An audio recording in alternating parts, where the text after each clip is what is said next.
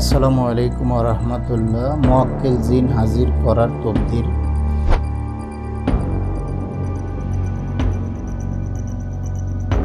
আজকে দেখাবো আপনারা কিভাবে জিন হাজির করবেন, জিন দিয়ে আপনার মনের সমস্ত আশা পূর্ণ করবেন, জিন দিয়ে আপনি কিভাবে কাজকাম করাবেন এবং জিনের মাধ্যমে আপনি একজন সাধক কিভাবে হবেন এবং জিন হাজির করে আসলে কি কি কাজ করতে পারবেন। আসলে কি জিন হাজির করা যায়? জিন মুআক্কিল হাজির করে কি তাদেরকে দিয়ে কাজ করা যায়?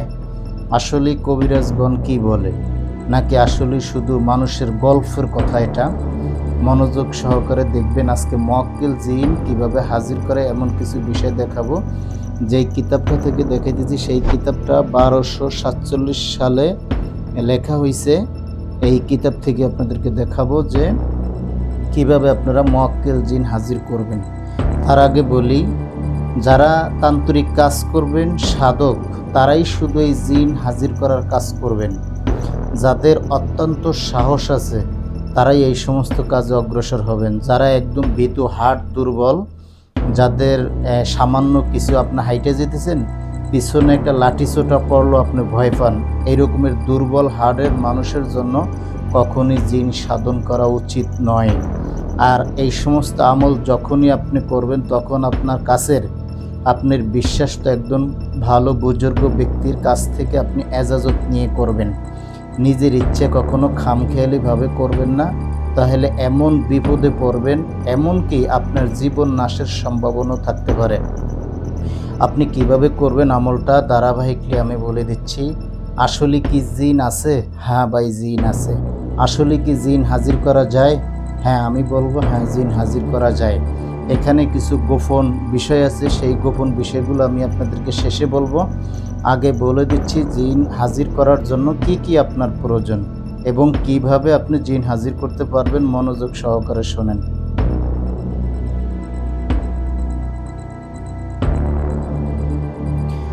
জিন হাজির করতে হলে আপনাদেরকে কয়েকটা শর্ত আগের থেকে মানতে হবে। ভালো আরবি পড়তে হবে, মুখস্থ শক্তি থাকতে হবে, খুব সাহসের মানুষ হইতে হবে। আপনার ভীতু হইলে কখনোই জিন হাজির করার কাজে যাবেন না, কারণ সব জায়গায় মোস্তানি চলেন। আপনি জিন হাজির করার কাজে যদি আপনি মোস্তানি করে যান তাহলে আপনার জীবন নাশ হতে পারে। আর হতে পারে, এটা আমি শিক্ষামূলক আপনাদেরকে দিয়েছি।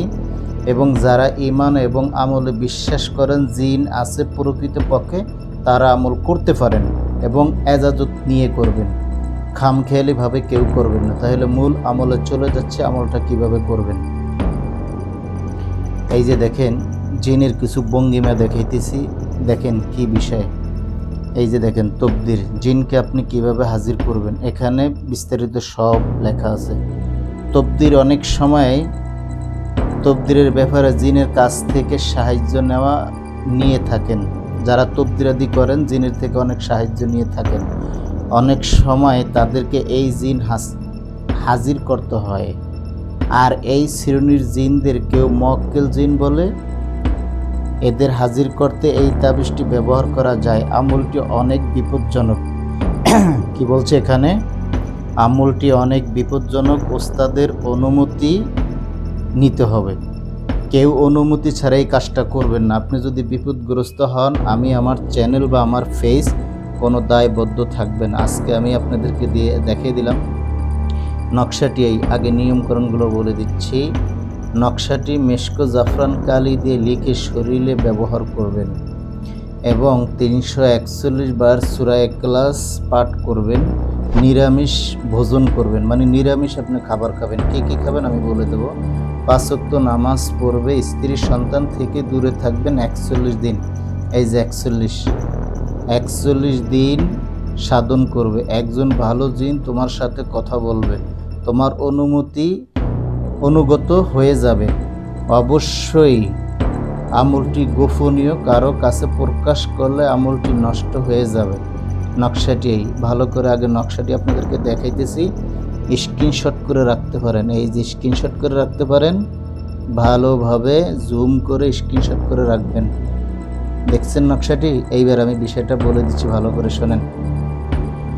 নিরামিষ বলতে পেঁয়াজ, রসুন, মাছ, গোশত, তেল জাতীয় জিনিস খাবেন না। শুধু শাক সবজি সিদ্ধ করে খাবেন, রোজা রাখবেন, 41 দিন রোজা রাখবেন। সন্ধ্যায় বাতাসা দিয়ে ইফতার করবেন, আগরবাতি মোমবাতি জ্বালাবেন। ঘরটাকে আপনি যে রুমে করবেন সেই রুমে একাকী থাকবেন। যদি সবচেয়ে বেশি ভালো হয় মসজিদে বসে করতে পারেন, আগরবাতি জ্বালাবেন।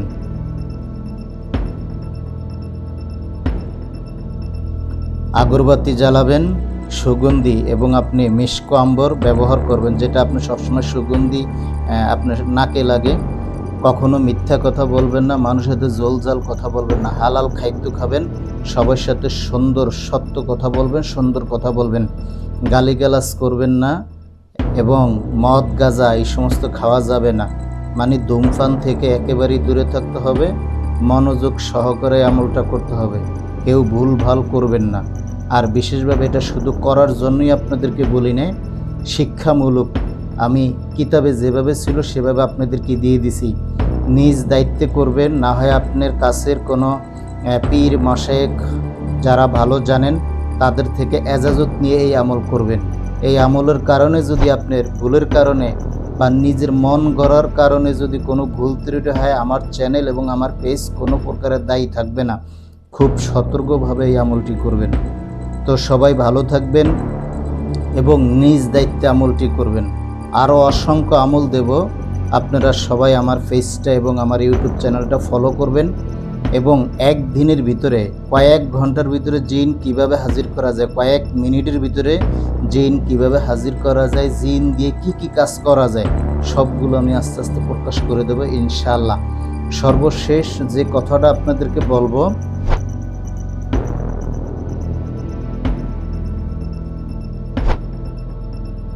জিন যদিও আপনার হাসিল হয়ে যায়, আপনার অনুগত হয়ে যায়, এই কথা কখনই কারো কাছে প্রকাশ করা যাবে না। এমনকি আপনার যে ওস্তাদ, শুধু ওস্তাদ ব্যতীত আপনার বাবা মাকে পর্যন্ত শেয়ার করা যাবে না, তাহলে আপনার এই আমলটা সম্পূর্ণ নষ্ট হয়ে যাবে।